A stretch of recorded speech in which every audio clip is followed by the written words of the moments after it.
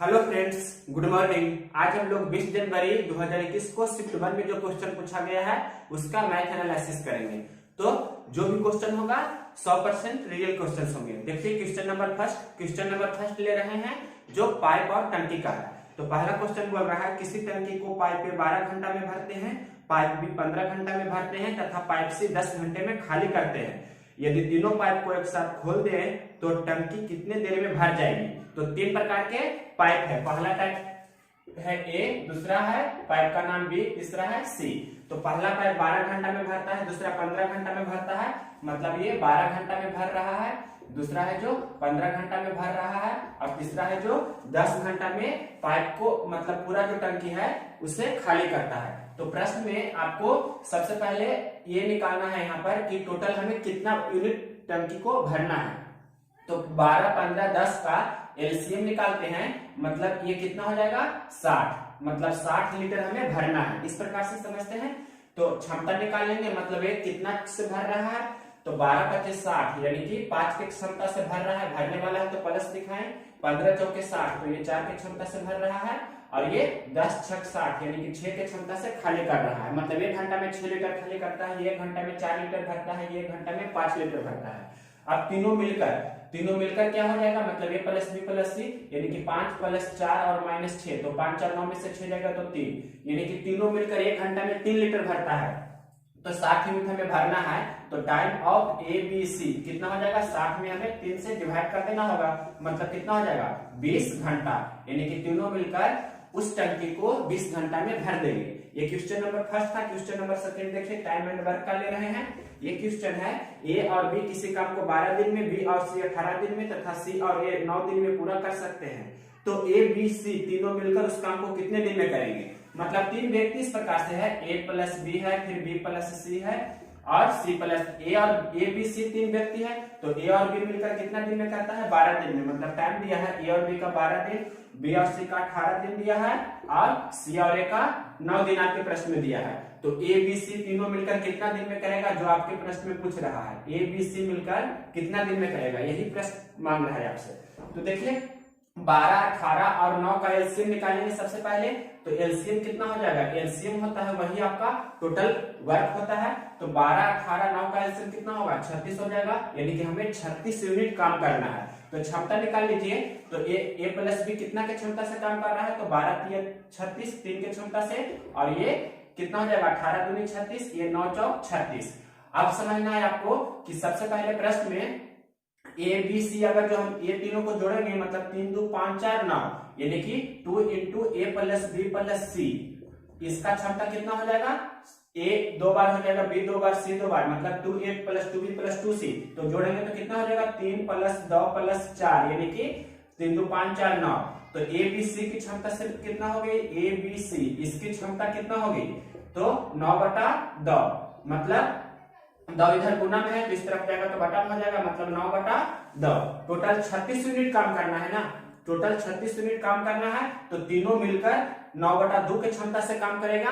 तो कितना दिन में हो जाएगा, मतलब time of A B C बराबर हो जाएगा 36 बटा, और तीनों का क्षमता कितना आ गया 9/2, जिसे 4.5 भी बोल सकते हैं। यही आपका आंसर हो जाएगा। तो कैंसिल कर दीजिए, 9 चौके 36 और 2 ऊपर जाएगा तो 2 चौके 8, मतलब 4 गुना 2 इसे लिख सकते हैं, यानी कि तीनों मिलकर 8 दिन में उस काम को पूरा कर देंगे। यह आपका क्वेश्चन नंबर सेकंड था। क्वेश्चन नंबर थर्ड क्या कह रहा है, क्वेश्चन नंबर थर्ड है 12 आदमी किसी काम को 8 दिन में करते हैं। काम शुरू होने के 3 दिन बाद यह पता चला कि शेष काम को 4 दिन में ही समाप्त करना है। तो कितने एक्स्ट्रा, मतलब कितने अतिरिक्त आदमी और काम पर लगाने होंगे। तो प्रश्न में जैसे ही लिखा है कि 3 दिन बाद हमें पता चला कि शेष काम को 4 ही दिन में करना है, तो 3 दिन बाद पता चला, मतलब शेष काम के बारे में हमें बात करना है।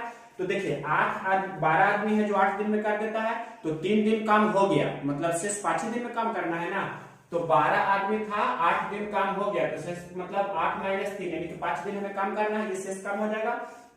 फिर प्रश्न में क्या बोल रहा है, प्रश्न में बोल रहा है कितने अतिरिक्त एक्स्ट्रा आदमी की और आवश्यकता होगी, पूरा काम 4 ही दिन में समाप्त करना है। तो पहले 12 आदमी था, हमें कितना आदमी और चाहिए, मतलब 12 प्लस एक्स या 12 प्लस यहाँ पर एम भी लिख सकते हैं, एम फॉर मैन। कितना हमें एक्स्ट्रा आदमी और चाहिए, तो 12 प्लस एम।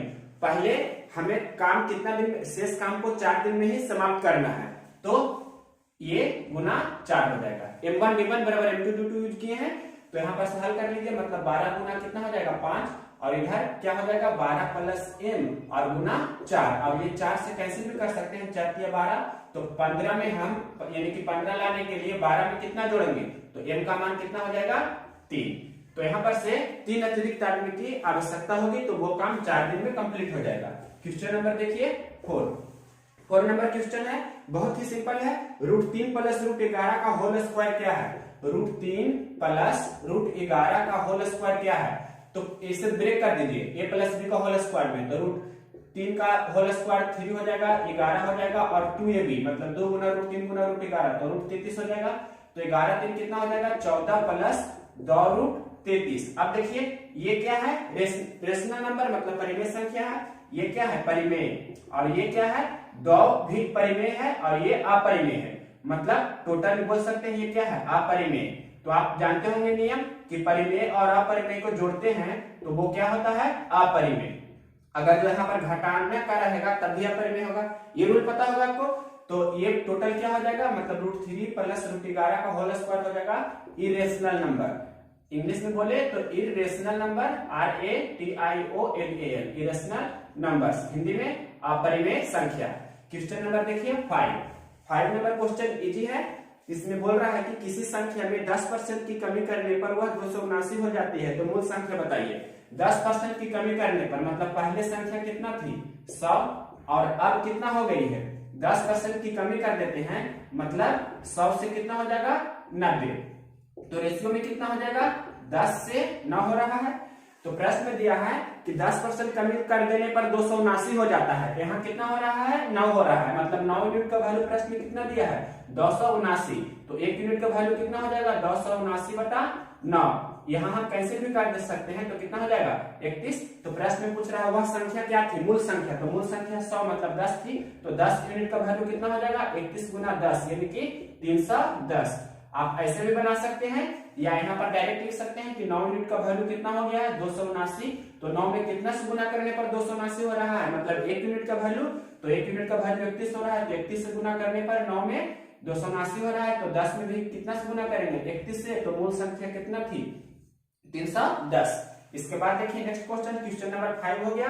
अब देखिए क्वेश्चन नंबर 6 नंबर क्वेश्चन है कि √5 और √7 के बीच परिमेय संख्या क्या होगी। देखिए प्रश्न में लिखा है √5 और कितना दिया है प्रश्न में √7, दोनों के बीच परिमेय संख्या पूछ रहा है। तो आप जानते हैं √5 का मान होता है 2.236 मतलब 236 इस प्रकार से, और ये इससे थोड़ा तो ज्यादा होगा ही ना, मतलब 2 क्या मतलब यहाँ पर कुछ तो आगे होगा, मतलब 2 पॉइंट के आगे ही होगी। तो ऑप्शन देखिए पहला ऑप्शन दिया है 1.2/5 मतलब 1 दशमलव कुछ, दूसरा दिया है 2.2/5, दूसरा ऑप्शन को टेस्ट करते हैं 2.2/5, तो ये कितना हो जाएगा 5 दूनी 10 और 2 12/5। 12/5 का मतलब आप क्या समझ रहे हैं, 12/5 का मतलब इसे हम अगर तो डेसिमल में करेंगे तो 24/10 लिख सकते हैं, जिसे हम बोल सकते हैं 2.4। तो देखिए यहां से आपको दिख रहा होगा कि 2.2 है और 2.2, तो इसके बाद ही ये वाला टर्म आएगा। तो पहला मतलब दूसरा ऑप्शन ही ऐसा है, तीसरा ऑप्शन है 3.3/5 मतलब 3 दशमलव समथिंग, फिर है 4.4/5, फिर 4 दशमलव समथिंग, मतलब ऐसे प्रश्न को ऑप्शन से करना है तो यही ऑप्शन आपका मैच कर रहा है, मतलब इसके बाद 2 दशमलव के बाद जो आएगा तो कितना होगा 2.4 के आसपास ही होगा, मतलब आपका ये ऑप्शन नंबर जो भी होगा 2.2/5 ये हो जाएगा। क्वेश्चन नंबर देखिए 7 नंबर क्वेश्चन है, ये √7 प्लस √9 इस प्रकार से लिखा गया है, √7 प्लस √9 इंटू √7 माइनस √9, इसका आपको मान निकालना है। तो जानते हैं a plus B into a minus B, ये 7th क्लास में ही पढ़े होंगे, इस पर है मतलब a का स्क्वायर माइनस b का स्क्वायर, तो a की जगह पर √7 है मतलब √7 का स्क्वायर माइनस b की जगह पर √9 है, तो 9 का स्क्वायर 7 माइनस 9 मतलब कितना हो जाएगा -2, आपके प्रश्न का आंसर हो जाएगा। नेक्स्ट क्वेश्चन देखिए क्वेश्चन नंबर 8 नंबर क्वेश्चन बोल रहा है 0.23 पर बार है, जब 2 और 3 दोनों पर बार है तो इसको p/q के रूप में लिखना है। तो आप जानते हैं इसे कैसे लिखते हैं, 23 बटा जितना पर बार है उतना नीचे में 9 लिखेंगे। अगर जो आगे 1 रहता और 1 पर बार नहीं रहता तो उसके बदले 0 देते, मतलब 23 बटा 99 ही यहाँ पर आपका करेक्ट आंसर होगा। नेक्स्ट क्वेश्चन देखिए, क्वेश्चन नंबर 9 देखिए, ये बोल रहा है कि यदि 51 और 85 का मात्रा बराबर है 51m माइनस 85 के, तो m का मान बताना है। मतलब 51 और 85 इस प्रकार से प्रश्न में लिखा है HCF of 51 and 85 is equal to, आपके प्रश्न में कितना लिखा है, किसके बराबर है 51 और 85 का मात्रा, तो 51m माइनस 85, 51m माइनस 85 इसके बराबर है। तो सबसे पहले आपको 51 और 85 का मात्रा कितना होगा, तो 51 में देखिए 17 51, ये 17 × 85 हो रहा है, तो दोनों में क्या ग्रेटेस्ट फैक्टर है, 17 51, ये 17 × 85 इस प्रकार से लिख सकते हैं। तो हाईएस्ट कॉमन फैक्टर 17 दोनों में है, मतलब 51 और 85 का जो मात्रा हो जाएगा 17, यानी कि 17 बराबर 51m माइनस कितना 85 है, माइनस 85 इस तरफ आएगा तो कितना हो जाएगा 17 + 85 बराबर 51m। ये कितना लिखे हैं 51 लिखा गया है। तो अब देखिए 85 और 17 को जोड़ेंगे तो 85 1500 2 और मतलब 102 बराबर कितना हो जाएगा 51m, और 51 दूनी कितना होता है 102, मतलब m का मान कितना हो गया 2। तो यही m का मान आपसे प्रश्न में पूछ रहा था। नेक्स्ट क्वेश्चन देखिए, क्वेश्चन नंबर 10 SI और CI का प्रश्न है। कितने वर्ष में 15% चक्रवृद्धि ब्याज की दर से, मतलब CI की दर से 1600 रुपया 2116 रुपया हो जाएगी। तो हो जाना का मतलब क्या होता है मिश्र धन। प्रश्न में दिया है मूलधन कितना दिया है आपके प्रश्न में 1600 रुपया, तो हो जाता है मतलब मिश्र धन, मिश्र धन कितना हो जाता है 2116। रेट दिया है कितना आपके प्रश्न में, रेट आपके प्रश्न में दिया है 15% की दर से, रेट आपके प्रश्न में दिया है 15% की दर से। ये CI पर रेट है जो CI पर है, तो टाइम पूछ रहा है कितना होगा जो।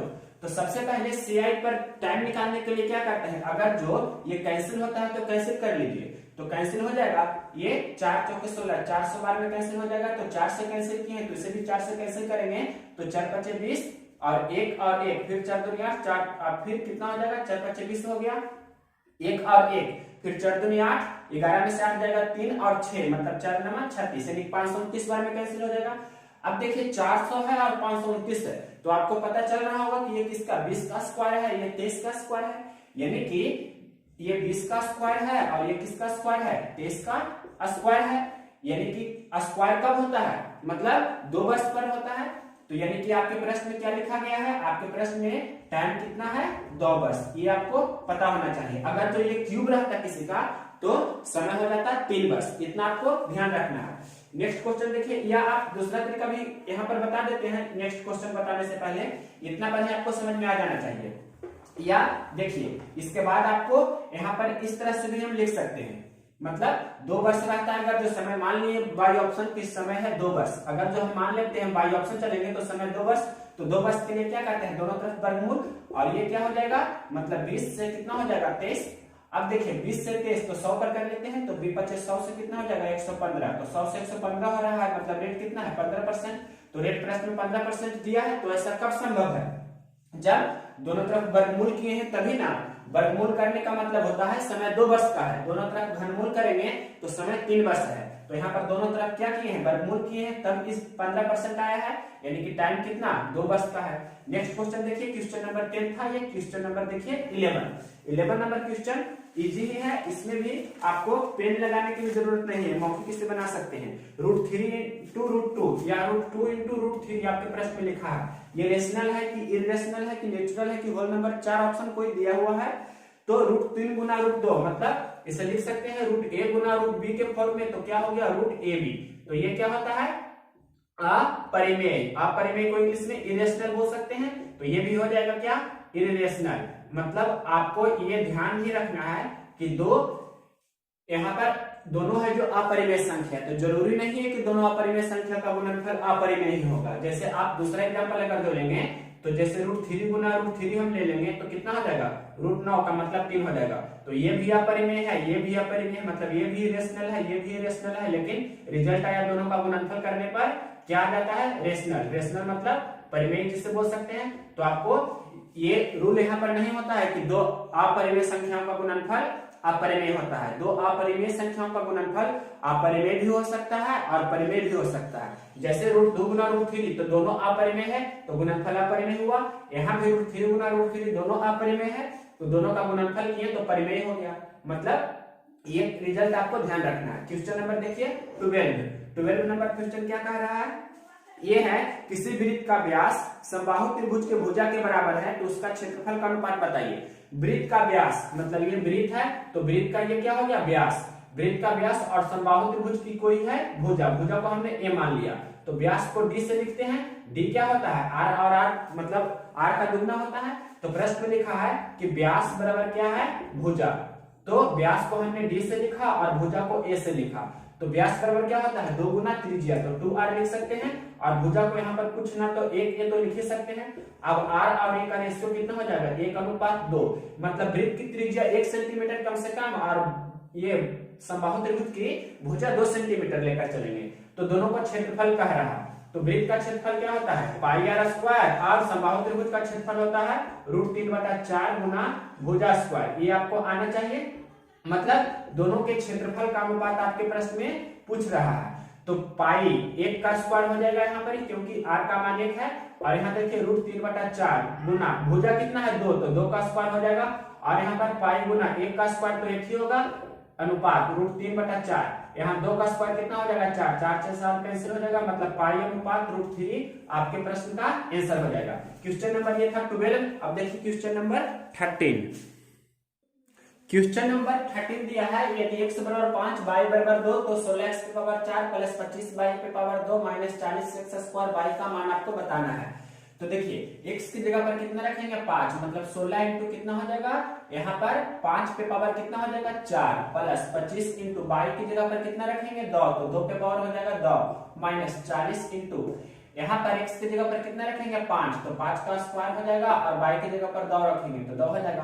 अब इसे आपको डायरेक्ट करके बताते हैं। देखिए ये नहीं तो लिख देते हैं एक लाइन में 16 गुना 5 पे पावर 4 कितना होगा 5 पे पावर 5 गुना 5 होता है 25 फिर 2 बार 5 गुना 5 तो 25 25 गुना 25 625 तो 16 गुना 625। अब ये देखिए 2 गुना 2 तो 4 तो 25 गुना 4 कितना हो जाएगा 100 माइनस यहाँ पर समझिए 5 गुना 5 तो 25 हो गया और 25 चौके 100 हो गया और 1 सुनाइए तो 1000 हो गया 1000 दूनी 2000। अब आपको सिंपल इसे सिर्फ गुना करना है तो इसे भी गुना करना आसान है। 16 बच्चे देखिए 16 गुना 5 करेंगे तो 16 बच्चे 80 फिर बाकी 8 रहा 16 दूनी 32 और 8 40 फिर बाकी 4 रहा।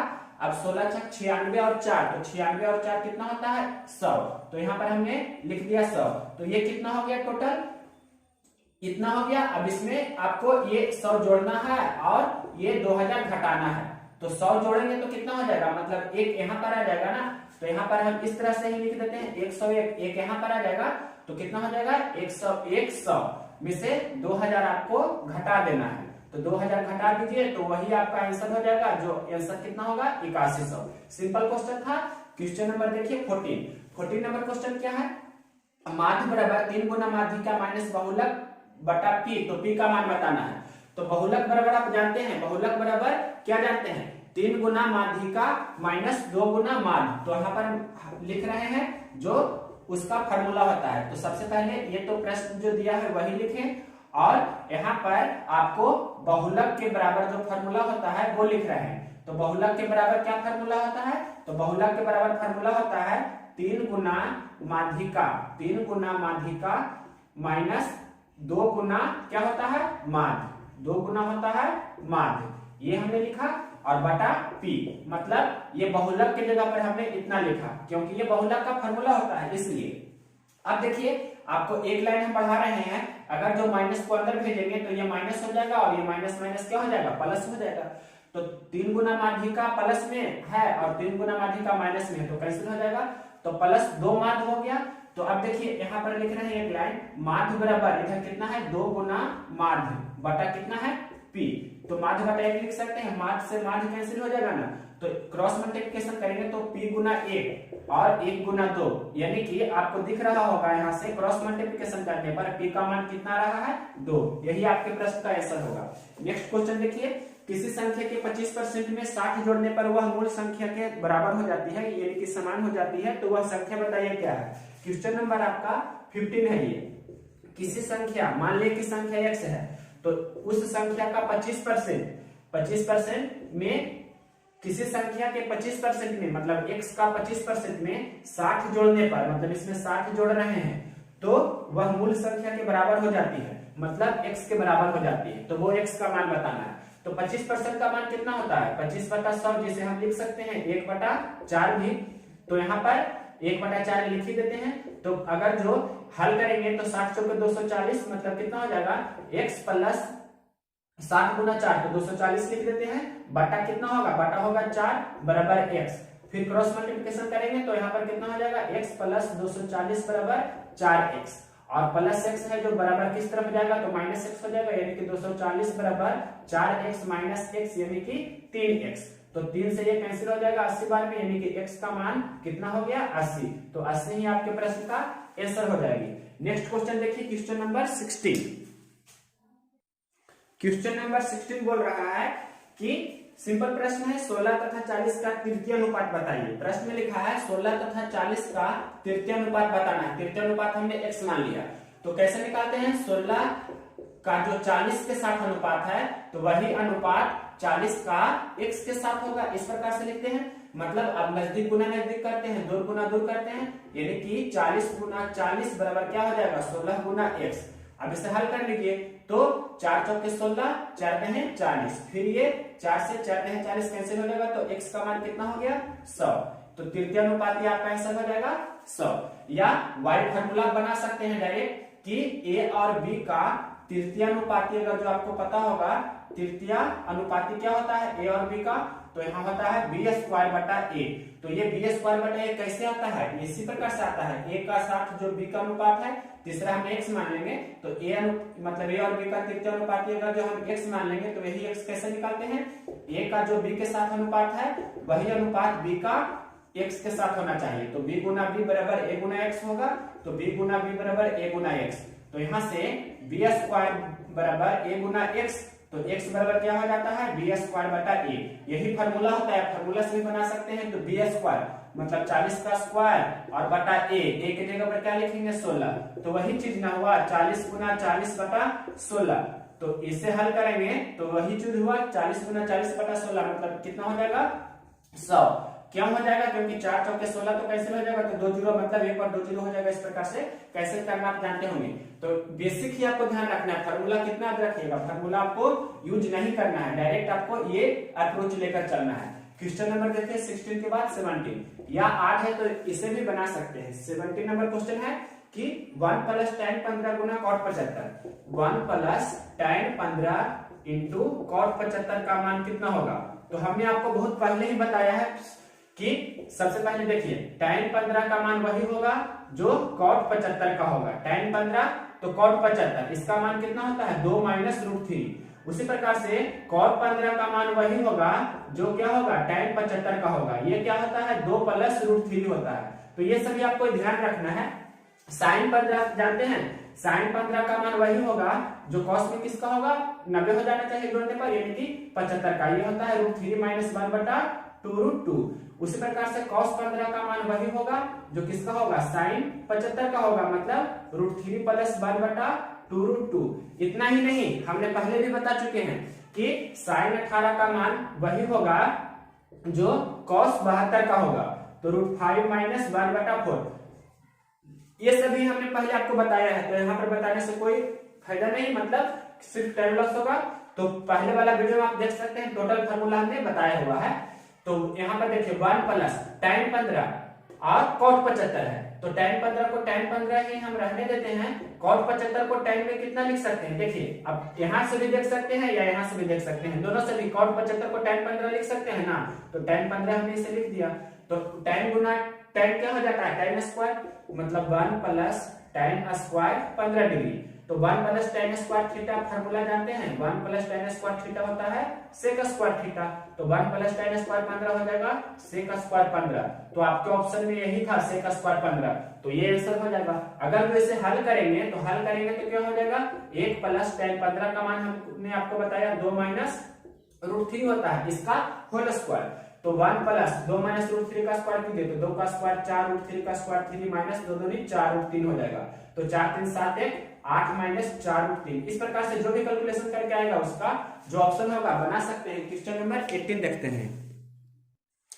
18 नंबर क्वेश्चन बहुत ही इजी है। इसमें देखिए क्या कह रहा है, किसी संख्या के 5वें भाग को 3 से भाग देने पर 80 के आधे के 10वें भाग के आधे के बराबर हो जाता है, तो वह संख्या बताइए। तो लास्ट में जो लिखा गया है 80 के आधे के 10वें भाग के आधे के बराबर होता है, वहां से चलिए। तो 80 के आधे, 80 के आधे को क्या लिख सकते हैं, 80 का आधा मतलब 80 गुना 1/2, आधा का मतलब गुना 1/2। फिर क्या लिखा है, 80 का आधा के 10वें भाग के आधा, तो इसका 10वां भाग, तो 10वां भाग मतलब 1/10, इसका भी आधा, आधा का मतलब 1/2। ये किसके बराबर आपके प्रश्न में आता है, तो प्रश्न में लिखा गया है, ध्यान से देखिए, प्रश्न में लिखा है किसी संख्या के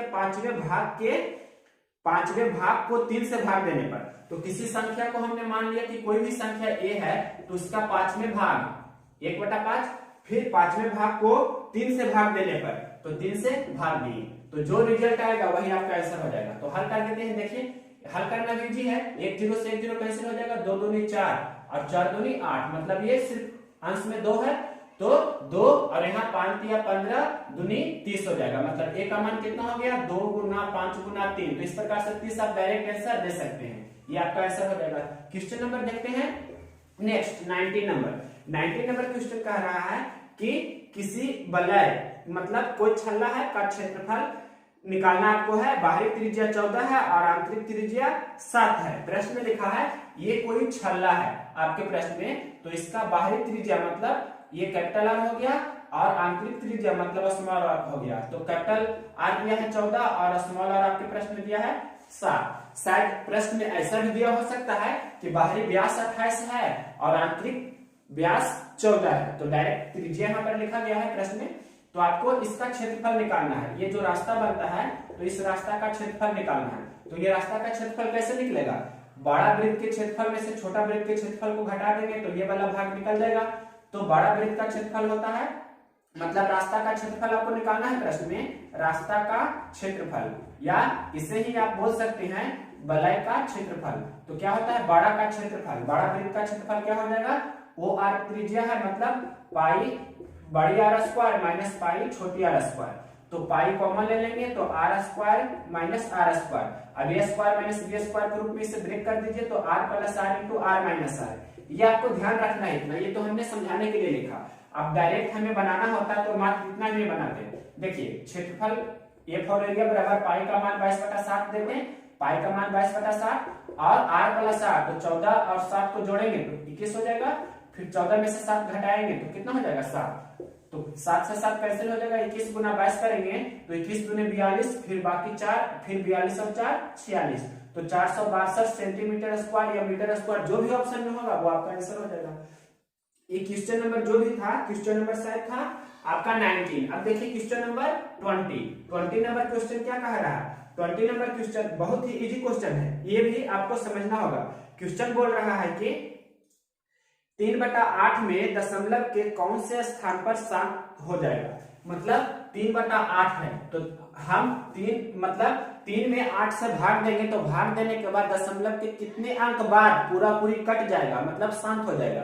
तो देखिए पूरा पूरी कट जाना, इसका मतलब आपको ऐसे भी हम बता देते हैं दशमलव को भाग देकर भी, कि सबसे पहले दशमलव यहाँ देते हैं तो 0 लिखेंगे, फिर 8 या 24 तो 6 हो जाएगा, फिर दशमलव दिया हुआ है मतलब 0 देंगे अपने मन से, 8 7 56, फिर 4 और 0, फिर अपने मन से यहाँ 5 बार लगाएंगे, तो कितना बार में यानी कि पूरा पूरी कट रहा है, तो दशमलव के बाद 1 अंक 2 अंक, मतलब दशमलव के बाद 3 अंक के बाद हो रहा है, तो 3 अंक के बाद क्या हो जाएगा, शांत हो जाएगा, मतलब दशमलव पर सारे इसका शांत हो जाएगा।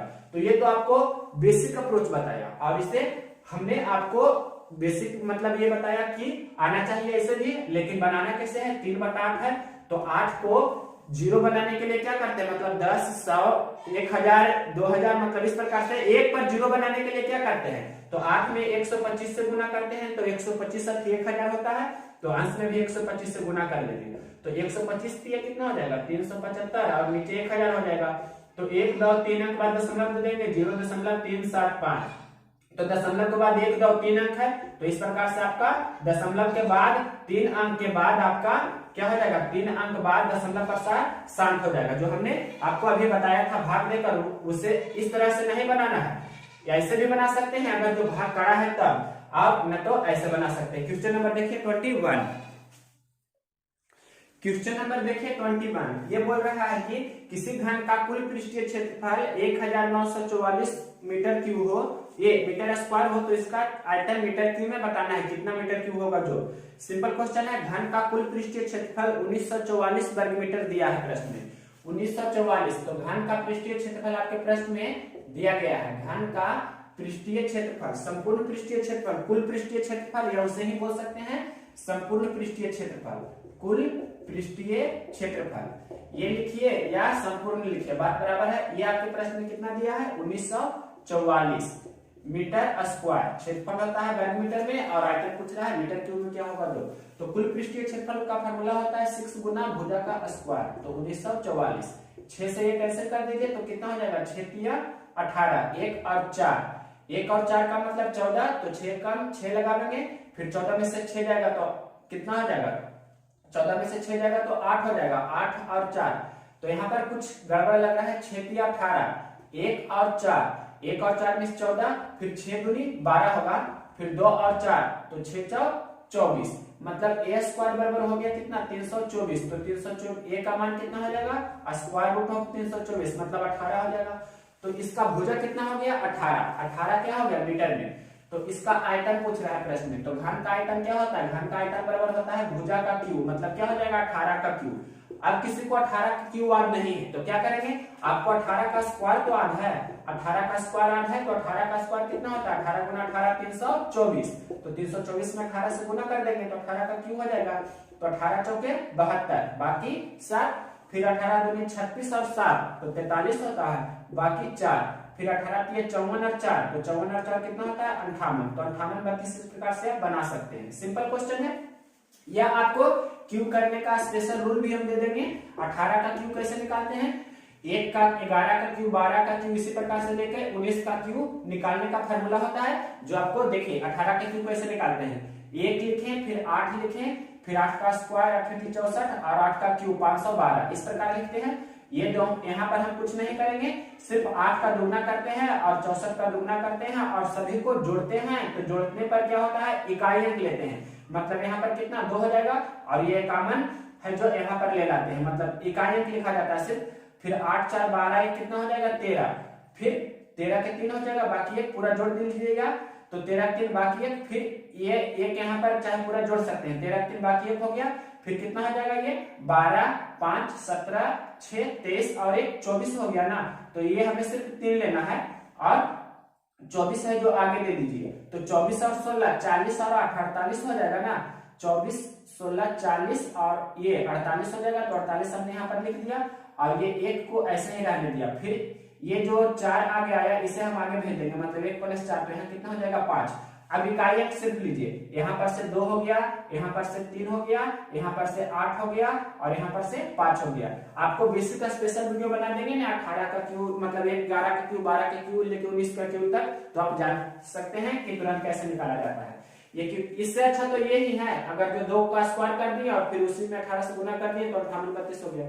क्वेश्चन नंबर 21 था, अब देखिए क्वेश्चन नंबर 22 नंबर क्वेश्चन भी इजी है। निम्नलिखित में से असमान मतलब जो अलग है सबसे, उसे पहचानना है। तो क्या क्या लिखा गया है प्रश्न में, पाई है, फिर √3 है, उसके बाद 0 कितना लिखा गया है 4 5 2 रेटिंग है दोनों पर, उसके बाद आपके प्रश्न में लिखा गया है 0 इस प्रकार से लिखा है, कुछ प्रकार से 1 2 3 मतलब 800 अलग अलग अंक रिपीट हो रहा है, तो ये इन्फिनाइट तक जा रहा है, डॉट डॉट डॉट है, मतलब ये भी आपका अपरिमेय है, ये भी √3 अपरिमेय है, पाई भी अपरिमेय है, मतलब यहाँ पर आप देख रहे हैं ये सभी क्या है अपरिमेय, तीनों है अपरिमेय, जबकि ये 45/9 जो है क्या है इस परिमेय। मतलब क्यों परिमेय है, क्योंकि यहाँ पर 0.45 का मतलब हुआ कि 4 5 4 5 4 5 दो ही अंक रिपीट हो रहा है इन्फिनाइट तक, तो इसे बोल सकते हैं ये अशांत आवर्त है, मतलब ये आवर्त वाला होता है, जो शांत होता है परिमेय संख्या 2 प्रकार से होता है, शांत आवर्त या अशांत आवर्त, तो ये आवर्त वाला है, मतलब ये क्या है इसे डायरेक्ट बोल सकते हैं परिमेय संख्या, इतना नहीं करना है तो परिमेय या परिमेय पर हम इसे छाट सकते हैं, मतलब ये क्या हो जाएगा परिमेय, तो यही आपका सबसे भिन्न होगा। क्वेश्चन नंबर देखिए 23 नंबर क्वेश्चन क्या कह रहा है कि 200 अंकों की परीक्षा में ए बी से 12 अंक अधिक लाता है। 200 का एग्जाम है, टोटल 200 मार्क्स का एग्जाम है, तो 200 नंबर में से ए है जो बी से 12 अंक अधिक लाता है। इस प्रकार से प्रश्न दिया है, ए है जो बी से 12 अंक अधिक लाता है। आगे प्रश्न में लिखा है यदि ए ने 54% अंक प्राप्त किया है तो बी ने कितने अंक प्राप्त किए हैं। ए ने 54% अंक प्राप्त किया है तो 200 का 54% कितना हो जाएगा, 200 का 54%, जो 200 का 54% आप निकाल सकते हैं तो 54 दूनी कितना हो जाएगा 108, यानी कि ए ने 108 अंक प्राप्त किया है। तो ए ने 108 अंक प्राप्त किया है तो बी है जो क्या है, मतलब ए से 12, ए है जो बी से 12 अंक अधिक लाया है, तो इसमें हम 12 का जो घटा देंगे 108 में 12, तो ये कितना लाया है 96, मतलब बी ने 96 अंक लाया है। तो प्रश्न में किसके बारे में पूछा है, बी ने कितने अंक लाया, तो बी ने 96 अंक लाया। क्वेश्चन नंबर 23 के बाद देखिए 24, क्वेश्चन नंबर 24 कह रहा है कि 83 से विभाजित होने वाली 4 अंकों की बड़ी से बड़ी संख्या बताइए। तो बड़ी से बड़ी संख्या भी पूछ सकता है और छोटी से छोटी संख्या भी, तो जो प्रश्न पूछा है वही बता रहे हैं। 83 से विभाजित होने वाली 4 अंकों की बड़ी से बड़ी संख्या क्या होता है, तो इतना 9999, 83 से विभाजित होना चाहिए। तो 83 से इसमें हम भाग लगाएंगे, तो 83 से भाग लगाइए तो एक बार में लगेगा, सबसे पहले जो शेष आएगा 9999 में से घटा दीजिएगा, वही आपका आंसर हो जाएगा। तो पहले घटा दीजिए, तो 9 में से 3 जाएगा तो 6, यहाँ पर 1 हो जाएगा, फिर कितना 9 उतारेंगे यहाँ पर 1 अंक, फिर 2 बार लगाएंगे तो 2 बार लगेगा, 3 दूनी 6 और 8 दूनी 16, मतलब यहाँ पर आपको फिर से कितना उतारना है, ये 9 हमने उतारा, अब ये 9 उतारेंगे, तो फिर 83 कम 83 तो नहीं लगेगा। अगर तो नहीं लग रहा है तो फिर यहाँ पर अपने मन से क्या करते हैं, 0 देते हैं। तो देख लीजिए अब 39 आपका शेष हो गया ना, 39 से शेष हो गया तो 9999 में से आपको 39 घटा देना है। 39 घटाइएगा तो कितना हो जाएगा, यहाँ पर 0, 9 में से 3 जाएगा 6, 9960, ये हो जाएगा 83 से विभाजित होने वाली सबसे बड़ी संख्या, यही आपका आंसर है। क्वेश्चन नंबर देखिए 25 नंबर क्वेश्चन बहुत ही इजी है। ये कह रहा है कि यदि a प्लस बी बराबर 90 डिग्री है एवं साइन a बराबर 3/5 है तो tan b का मान बताइए। मतलब ये कोई आपके प्रश्न में दिया गया है कि ये कोई ट्रायंगल है जिसका नाम हमने दे दिया ABC, या a यहाँ पर c दे देते हैं, b यहाँ दे देते हैं, तो c को सबसे पहले 90 डिग्री समकोण त्रिभुज में काट देते हैं। अब ये दोनों जोड़कर कितना है, ये वाला साइड और ये वाला साइड, ये दोनों का जोड़ कितना दिया गया है आपके प्रश्न में, ये दोनों का जोड़ कर दिया गया है 90 डिग्री। तो प्रश्न देखिए क्या पूछ रहा है कि साइन a 3/5 है, तो साइन a 3/5 है, इस प्रकार से प्रश्न में लिखा है साइन a कितना है 3/5, साइन a 3/5 है, तो a के सामने वाला भुजा क्या होता है, लंब होता है ना, a के सामने वाला भुजा लंब होता है, मतलब ये 3 है तो ये कितना है कर्ण 5 है, इतना आप समझे, तो ये कितना हो जाएगा 4 हो जाएगा। आप जानते हैं ट्रिपलेट से, अब आपको समझना है प्रश्न में, ऐसे भी हम जानते हैं कि यहाँ पर कौन सी 90 है तो a और b जोड़कर ये दोनों भी 90 होगा ही, तो इतना आपको लिखने की जरूरत नहीं, सिर्फ समझना है प्रश्न में। अब देखिए प्रश्न में पूछ रहा है आपसे tan b का मान कितना होगा, जो तो b भुजा के लिए ये वाला भुजा क्या हो जाएगा लंब, तो tan मतलब होता है लंब बटे आधार, तो लंब कितना है 4 और आधार कितना है 3, तो 4/3 आपका आंसर हो जाएगा। क्वेश्चन नंबर ये था 25। अब देखिए question number 26 number question easy ही है। प्रथम 8 विषम संख्याओं का औसत यानी कि माध्य आपको बताना है। तो प्रथम 8 विषम संख्या, तो जितना प्रथम n विषम संख्याओं का औसत n होता है, तो प्रथम 8 विषम संख्याओं का औसत 8 हो जाएगा। ये तो आप डायरेक्ट फार्मूला से तुरंत मौखिक आंसर दे दिए कि 8 हो जाएगा आंसर, लेकिन हम इसे बनाना चाहे तो कैसे बनाएंगे, प्रथम 2 ही या 3 ले लीजिए, 1 3 5, ये हो गया प्रथम 3 अभाज्य संख्या, तो इसका औसत कितना हो जाएगा 3 हो जाएगा, क्योंकि ये बीच में पड़ रहा है तो इसका आंसर 3 हो जाएगा। उसी प्रकार से अगर जो हम 1 3 5 7 यहाँ पर कितना ले लिए, या 8 है तो 8 ले लेते हैं, 1 3 5 7, फिर 9 होगा, फिर 11 होगा, फिर 13 होगा, कितना हुआ 1 2 3 4 5 6 7, 13 के बाद 15 होगा। अब देखिए बीच में कौन पड़ रहा है, बीच में आपका तो 1 2 3 4 5 6 7 8, तो बीच में कोई नहीं पड़ रहा है, तो कोई नहीं का मतलब क्या हो जाएगा, प्रश्न में यहाँ लिखा गया है प्रथम 8 विषम संख्याओं का मान बताइए। तो 8 विषम संख्या है ना, 1 2 3 4 5 6 7 8। तो पहला तरीका क्या जानते हैं, सभी को जोड़कर 8 से भाग दे देंगे, या जो बीच में पड़ेगा तो 8 है तो बीच में क्या पड़ेगा, यहाँ से 4 हम इधर करते हैं 4 इधर करते हैं, तो बीच में यही वाला ना पड़ रहा है, यही वाला पड़ रहा है बीच में, तो 7 और 9 के बीच में क्या होता है 8, मतलब 8 आपका आंसर हो जाएगा। या आप ऐसे भी बना सकते हैं कि बीच में क्या है 7 बीच के पहले 7 था और बीच के बाद 9 है, तो 7 + 9 में 2 से भाग दे देंगे, तो 9 7 16/2। ये भी जैसे चाहे आप बना सकते हैं, हमने आपको 2-3 अप्रोच बताया। एक तो आप जानते हैं 1 + 3 + 15 तक करेंगे और बटा 8 कर देंगे, तो आपका आंसर आ जाएगा इतना। लेकिन सबसे बेस्ट अप्रोच यही है कि दोनों तरफ से सबसे पहले ये बढ़ते क्रम या घटते क्रम में होना चाहिए, उसके बाद जो बीच में पड़ता है वही आपका औसत होता है। क्वेश्चन नंबर था 27। अब देखिए क्वेश्चन नंबर 27 कह रहा है कि बहुत ही इजी क्वेश्चन है, किसी संख्या में पहले, ये क्वेश्चन नहीं है, सिंपल क्वेश्चन है, इसमें भी कलम लगाने की जरूरत नहीं पड़ेगी।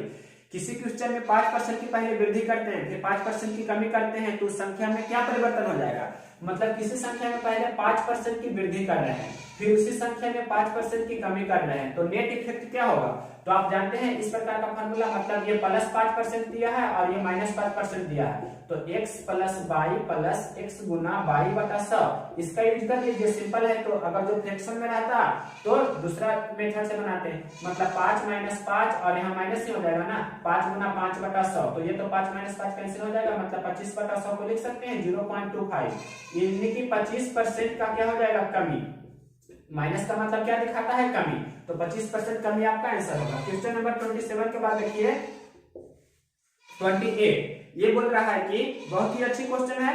क्वेश्चन नंबर 28 कह रहा है किसी नक्शा पर दो बिंदुओं के बीच की दूरी को 1:1500 में दिखाया गया है, यदि नक्शे में दूरी 6 सेंटीमीटर है तो वास्तविक दूरी कितना है, मतलब 1 अनुपात कितना में दिखाया गया है 1500 में, 1:1500, यानी कि ये मानचित्र पर है, मानचित्र पर 1 यूनिट है, तो वास्तविक में दूरी कितना है, वास्तविक दूरी मतलब जमीन पर कितना है 1500 मीटर। तो प्रश्न में क्या लिखा है, आपके प्रश्न में लिखा है यदि नक्शा में 6 सेंटीमीटर हो, मतलब 1 यूनिट का वैल्यू आपके प्रश्न में 6 सेंटीमीटर दिया है, नक्शा पर मतलब 1 यूनिट का वैल्यू 6 सेंटीमीटर दिया है, तो एक्चुअल में वास्तविक डिस्टेंस कितना होगा, तो इसमें भी मतलब 1 में कितना से गुना करने पर 6 हो रहा है, तो 6 से, तो इसमें भी 6 से गुना कर दीजिए, तो 15 छक 90, यानी कि 90 सब क्या हो जाएगा, जो भी सेंटीमीटर है तो सेंटीमीटर। लेकिन आपके प्रश्न में जैसा ऑप्शन रहेगा किलोमीटर में रहेगा तो इसे किलोमीटर में बदल लेंगे, मीटर में रहेगा तो मीटर में बदल लेंगे, तो सेंटीमीटर में ही रहने देते हैं, अब जैसा ऑप्शन रहेगा वैसा कर सकते हैं। क्वेश्चन नंबर देखिए 29 नंबर क्वेश्चन है 400 मीटर लंबी ट्रेन 60 किलोमीटर प्रति घंटा की चाल से 600 मीटर लंबे पुल को कितने देर में पार कर जाएगी, तो कोई रेल अपनी लंबाई या पुल की लंबाई सूरज की लंबाई को पार करती है, तो दोनों की लंबाई होता है कुल लंबाई। तो यहाँ पर आप जानते हैं कि समय बराबर दूरी बटा चाल, उसका यूज करेंगे, तो प्रश्न में दिया है आपसे कितनी देर में पार करेगी, मतलब समय पूछ रहा है, तो टाइम बराबर क्या होता है समय बराबर दूरी बटा चाल, तो 400 मीटर लंबी ट्रेन है और 600 मीटर लंबा पुल है, तो 400 + 600 कितना हो जाएगा, 400 + 600 कितना हो गया मीटर। अब देखिए चाल, तो चाल दिया है 60 किलोमीटर प्रति घंटा, प्रश्न में लिखा है 60 किलोमीटर प्रति घंटा, ये तो जैसे था वैसे हमने सजा दिया, लेकिन इसे बनाना है ना, तो क्या करेंगे 400 600 कितना हो जाएगा 1000 मीटर, और नीचे देखिए 60 किलोमीटर प्रति घंटा है, मीटर प्रति सेकंड में बदलेंगे तो 5/18 मीटर प्रति सेकंड, तो मीटर से मीटर कैंसिल हो जाएगा, सेकंड ऊपर जाएगा। अब यहाँ पर से देखिए तो ये जैसे चाहे आप कैंसिल कर सकते हैं, तो 1 0 से 1 0 कैंसिल कर दिए, ये 5 से कैंसिल कर देते हैं, 2 5 100, और ये देखिए 3 दूनी 6 10 दूनी 20, ये 3 से 3 6 18 कैंसिल हो जाएगा और 6 ऊपर जाएगा, तो 6 है कितना हो जाएगा 60, मतलब 60 सेकंड आपका आंसर हो जाएगा। तो ये सिंपल क्वेश्चन था, इसमें भी कलम लगाने की आवश्यकता नहीं थी। नेक्स्ट क्वेश्चन देखिए, लास्ट यहाँ पर बता रहे हैं, एक ही क्वेश्चन बचा है, तो यहाँ पर हम समझा सकते हैं। क्वेश्चन नंबर देखिए 20, ये कितना था, जो भी होगा 28 29, अब क्वेश्चन लिखने में अगर जो मिस हुआ होगा तो अलग बात है, लेकिन अब देखिए एक ही क्वेश्चन बचा है, उससे भी कर देते हैं। क्वेश्चन नंबर 30, ये प्रश्न सिंपल है, 10 कमीजों का क्रयमूल्य 8 कमीजों को भी क्रयमूल्य के बराबर है, तो प्रतिशत लाभ यहाँ भी बताना है, मतलब 10 कमीजों का क्रयमूल्य किसके बराबर है, 10 कमीजों का क्रयमूल्य बराबर है 8 कमीजों के भी क्रयमूल्य के, ये हर एक शिफ्ट में एक क्वेश्चन रहता है इस प्रकार का। 10 कमीजों का क्रयमूल्य बराबर है 8 कमीजों को विक्रयमूल्य के। तो यहाँ पर से क्रयमूल्य और विक्रयमूल्य का रेशियो कितना हो जाएगा 8:10। 8:10 को रेशियो में लिखेंगे तो कितना हो जाएगा 4:5। दो से कैंसिल कर दिए दोनों तरफ, तो 4 और 5 हो गया ना, मतलब 4 रुपए में खरीद रहा है, 5 रुपए में बेच रहा है, तो 1 रुपया का लाभ हो रहा है 4 पर, तो 1/4 गुना 100। 1/4 गुना 100 को क्या लिख सकते हैं, मतलब 25%। तो 25% आपका क्या हो गया लाभ। या दूसरा तरीका आप इसे ऐसे भी बना सकते हैं, 100 पर लाकर मतलब इसमें 25 से गुना कर देंगे, इधर भी 25 से गुना कर देंगे तो 100 हो जाएगा, ये 125 हो जाएगा। तो 100 में खरीद रहे हैं, 125 में बेच रहे हैं, तो दिख रहा है कि 25 रुपया का फायदा हो रहा है, मतलब 25% लाभ आपका आंसर हो जाएगा। जैसे चाहे बना सकते हैं, सिंपल क्वेश्चन था। क्वेश्चन नंबर लास्ट था ये 30। अब जो भी शिफ्ट 2 में पूछा गया है उसका एनालिसिस करेंगे। तो 20 जनवरी 2021 का शिफ्ट ये 1 था, शिफ्ट 1 कंप्लीट हो गया। अब नेक्स्ट वीडियो रहेगा जो शिफ्ट 2 का रहेगा। तो टेलीग्राम चैनल पर आप सभी ज्वाइन हो जाइए, वहां पर जो भी वीडियो करते हैं या जो वीडियो नहीं भी किया है तो उसका भी हमने सेट बनाया हुआ है, तो उसका सेट प्रैक्टिस कर सकते हैं आप। और चैप्टर वाइज भी चाहे तो चैप्टर वाइज भी अवेलेबल है।